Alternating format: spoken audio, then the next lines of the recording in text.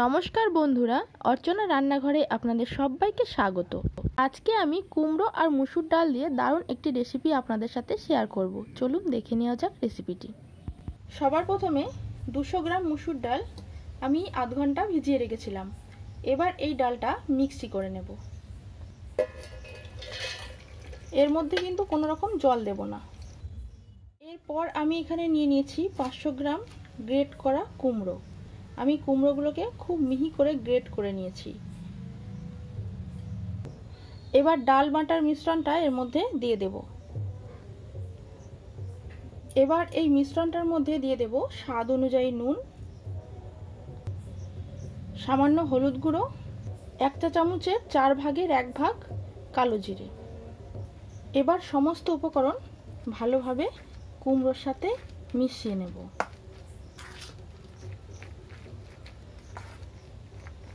এবার কড়াইয়ে তেল দিয়ে তেল গরম করে নেব।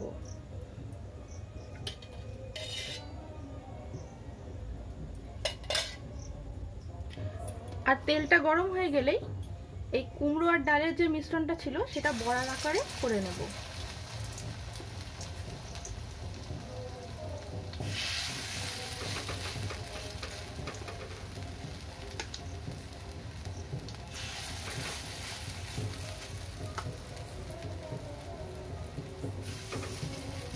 একটু ফাঁকা ফাঁকা করে করছি যাতে না গায়ে লেগে যায়, তাহলে পরে অসুবিধা হবে।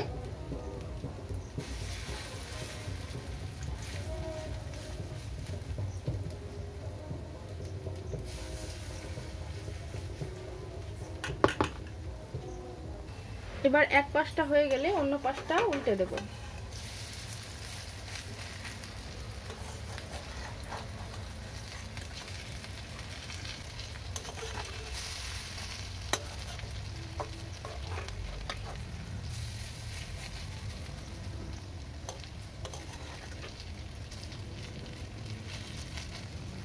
দু পাশটা ভাজা হয়ে গেলে তুলে নেব।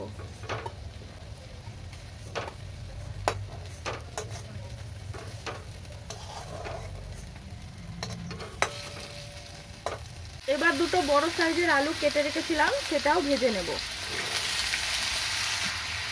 সামান্য হলুদ গুঁড়ো আর সামান্য একটু নুন দিয়ে আলুগুলো ভেজে নেব।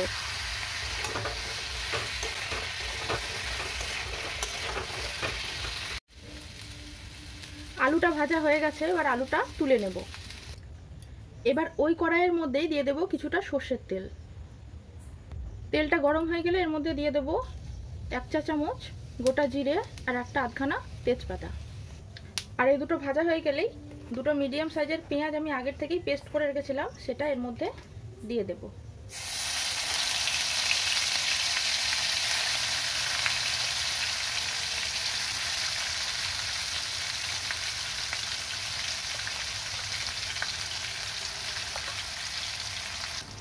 এবার পেঁয়াজটা একটু ভেজে নেব। আর পেঁয়াজটা সামান্য ভাজা হয়ে গেলেই দিয়ে দেব আদা, কাঁচা লঙ্কা, রসুন বাটা। এবার এই দুটোকেও খুব ভালো করে ভেজে নেব। আর এগুলো সব ভাজা হয়ে গেলে দিয়ে দেব টমেটো বাটা।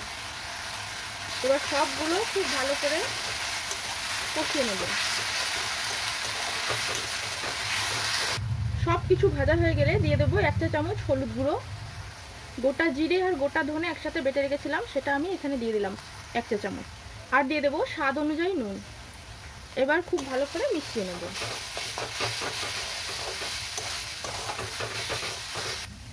সমস্ত মশলা যখন ভাজা হয়ে গিয়ে সুন্দর একটা গন্ধ বেরোবে, তখন ভেজে রাখা আলুগুলো এর মধ্যে দিয়ে দেব। এবার আলুর সাথে মশলাগুলো খুব ভালো করে মিশিয়ে কষে নেব। ভালোভাবে মশলার সাথে কষে নিয়েছি। এরপর পরিমাণ মতো জল দিয়ে দেব।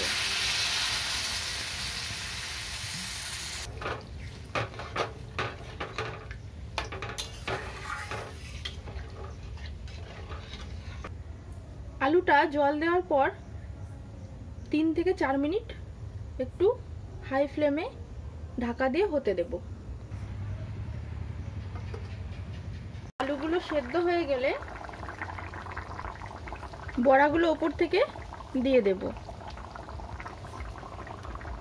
এবার উপর থেকে ধনেপাতা ছড়িয়ে দিয়ে নামিয়ে নেব। আমার আজকের রেসিপিটা যদি আপনাদের ভালো লাগে তাহলে লাইক শেয়ার করে দেবেন এবং কমেন্ট করে জানাবেন রেসিপিটা আপনাদের কেমন লেগেছে। এবং চ্যানেলে নতুন বন্ধু হয়ে থাকলে চ্যানেলটি সাবস্ক্রাইব করে নেওয়ার অনুরোধ রইল। দেখা হবে পরের কোনো ভিডিওতে। ভালো থাকবেন, সুস্থ থাকবেন।